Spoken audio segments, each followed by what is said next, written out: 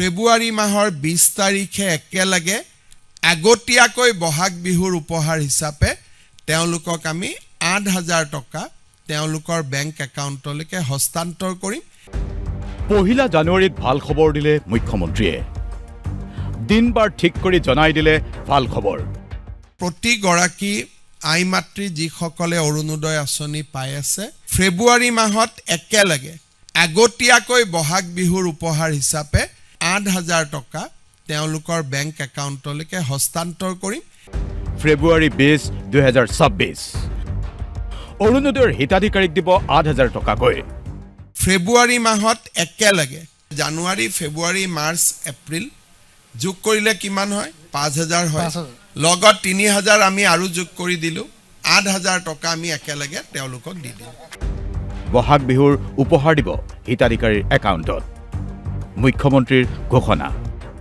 ফেব্ৰুৱাৰী মাহৰ 20 তাৰিখে অসমৰ প্ৰতিগৰাকী অৰুণোদয় হিতাধিকাৰীক বিহুৰ উপহাৰ হিচাপে আমি আগতীয়াকৈ ৮,০০০ টকা দিম। জানুৱাৰীত আমি তেওঁলোকক নিদিওঁ একো। ফেব্ৰুৱাৰী মাহৰ 20 তাৰিখে একেলগে আগতীয়াকৈ বহাগ বিহুৰ উপহাৰ হিচাপে তেওঁলোকক আমি ৮,০০০ টকা তেওঁলোকৰ বেংক একাউণ্টলৈকে হস্তান্তৰ কৰিম।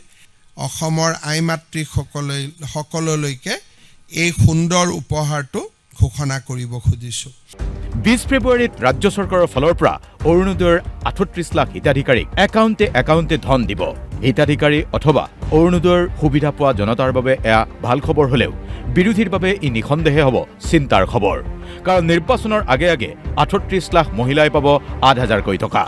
অৰুণোদয় হিতাধিকাৰীৰ সংখ্যা ৩৮ লাখলৈকে বৃদ্ধি পাইছে। জানুৱাৰী, ফেব্ৰুৱাৰী, মাৰ্চ, এপ্ৰিল নাপায়, একেলগে আমি ৮,০০০ টকা দি দিম। মে' মাহত অৰুণোদয় পাব, জুনত পাব, জুলাইত পাব, এইটো পাই থাকিব।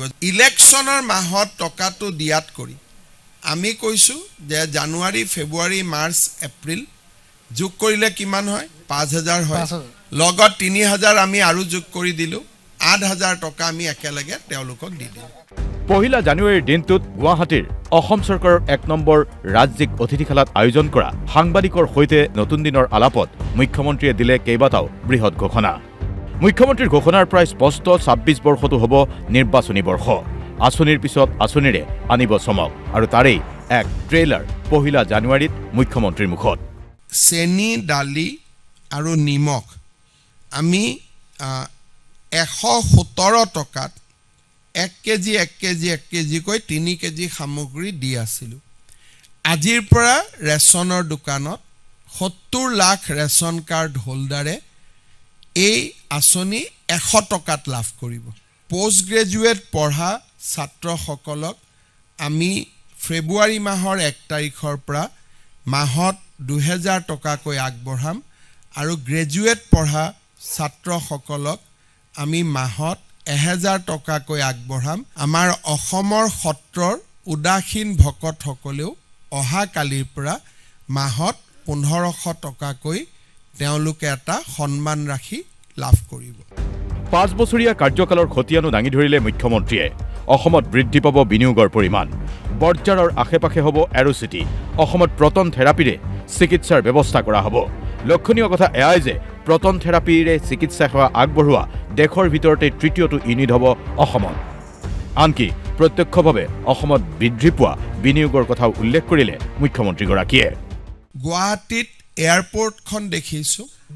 এতিয়া এয়াৰপৰ্টত আমি এখন এৰোচিটি, যাক এয়াৰপৰ্ট হাব বুলি কোৱা হ'ব, এৰোচিটি এখনো নিৰ্মাণ কৰা হ'ব ৬০ একৰ ভূমিত। তাতে বহুবিলাক হোটেল আহিব, কনভেনশ্যন চেণ্টাৰ আহিব, কনচাৰ্ট ইকনমিৰ ব্যৱস্থা কৰা হ'ব। কেইবাটাও আমাৰ নতুন ব্যৱস্থা তাত সংযোজিত হ'ব।